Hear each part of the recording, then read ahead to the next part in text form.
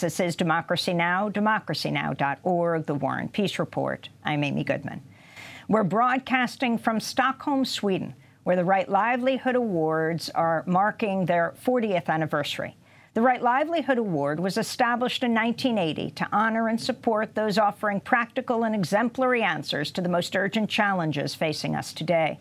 It's since become known as the Alternative Nobel Prize. Over the past 4 decades, it's been given to activists and grassroots leaders around the globe, a number of whom have gone on to win the Nobel Peace Prize. This year's winners are the 16-year-old Swedish climate activist Greta Thunberg, the Sahrawi human rights leader Aminatou Haidar, who's been challenging the Moroccan occupation of Western Sahara for decades, Chinese women's rights lawyer Guo Jianmei, and Brazilian indigenous leader Davi Kopanawa and the Yanomami Hutukara Association.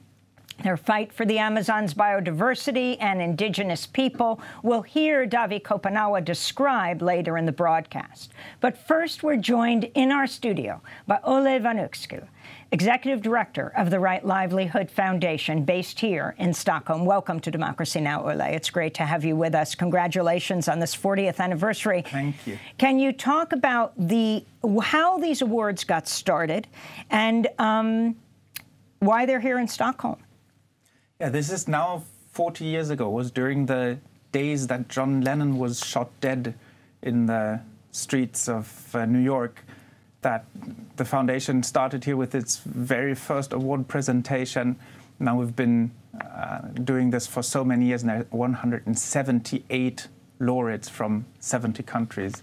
Now, the first idea was really linked to the Nobel Foundation, which is a foundation based here in Stockholm, because they are responsible to carry out the will of Alfred Nobel. And the will of Alfred Nobel said that his capital should be used to start these 5 Nobel Prizes. And then the Nobel Foundation started a 6th Nobel Prize, the Prize in Economics, in 1969.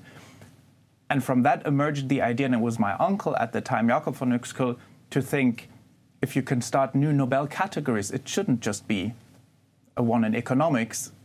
There should be a Nobel Prize, which is still the world's most important award, also for people who work for the environment and for the interest of the poor majority in the world.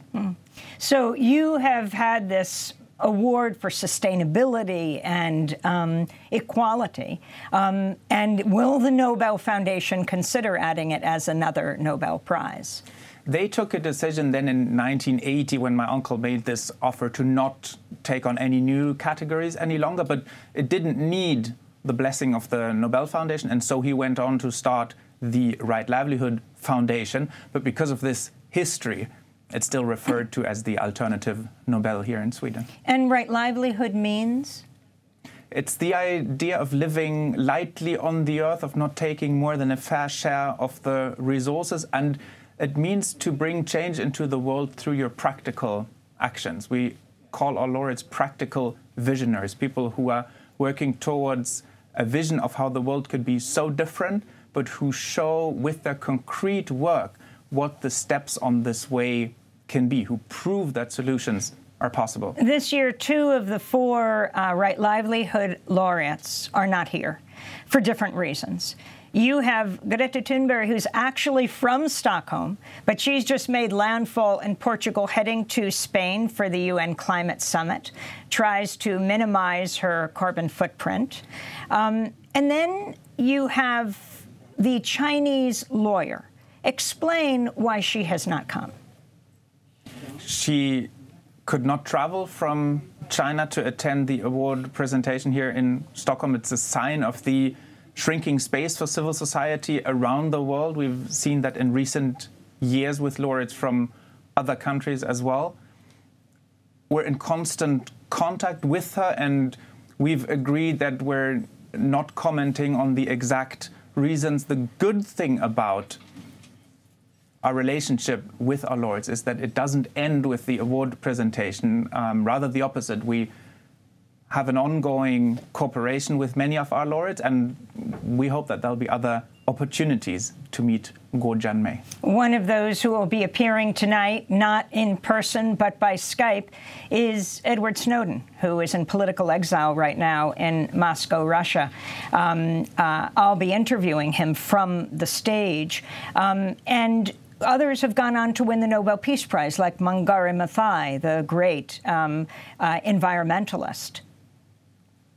Indeed, we see that this award is an enormous support for the laureates. The support takes very different shapes. We have some like Greta Thunberg who have enormous worldwide attention already. We have others who are really, through this award for the first time, catapulted onto a world stage.